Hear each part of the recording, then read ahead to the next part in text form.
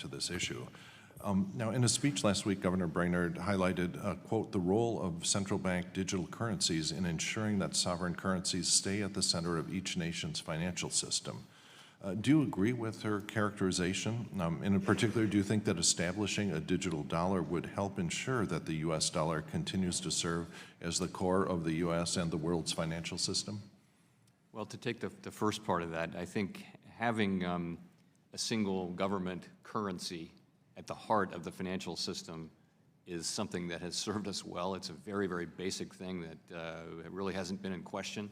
And I think, you know, before we move away from that, we should really understand what we're doing. So I think preserving the centrality of a central, widely accepted currency that is accepted and trusted is an enormously important thing. I think whether a digital currency moves us along that path or not is an open question. As you know, every major central bank is currently taking a deep look at that we feel like that's our obligation. Technology has now made this possible. Private sector's innovating, they're doing it, so I think it's very much incumbent on us and other central banks to understand the costs and benefits and trade-offs associated with a possible digital currency.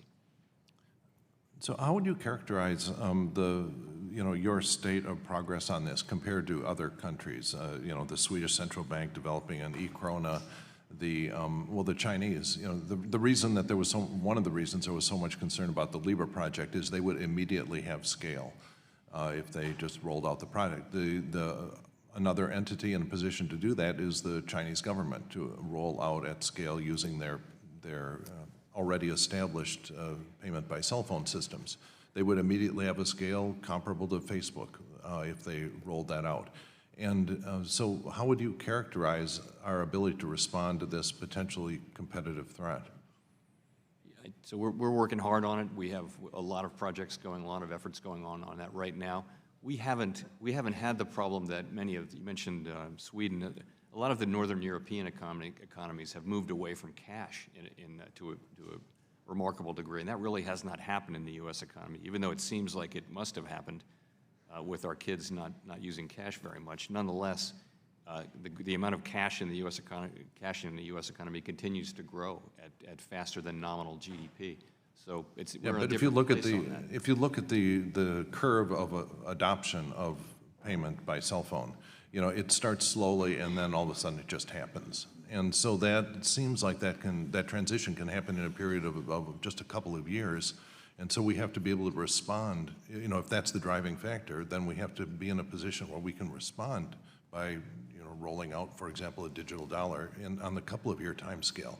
And so I completely agree with that. And I think, frankly, Libra really lit a fire under that, and it was a bit of a wake-up call that this is coming fast and could come in a way that is, that is quite widespread and systemically important fairly quickly if you use one of these big tech networks like Libra did. So we're working hard on it. We fully appreciate the importance of making quick progress. We have not decided to do this, though. It is not. I think that there are many questions that need to be answered around a digital currency for the United States, including issues of cyber issues, privacy issues. Many operational alternatives present themselves, and so we're going to be working through all that and doing that work thoroughly and responsibly. But with some. Do you feel as though you have adequate visibility into what the Chinese are doing on this? Do you have sort of working level contacts that give you some idea of what their rollout is likely to do, likely to look like? Yes, I mean, we certainly have that, but they're in a completely different institutional context. There are things that, for example, the idea of having a ledger where you know everybody's payments.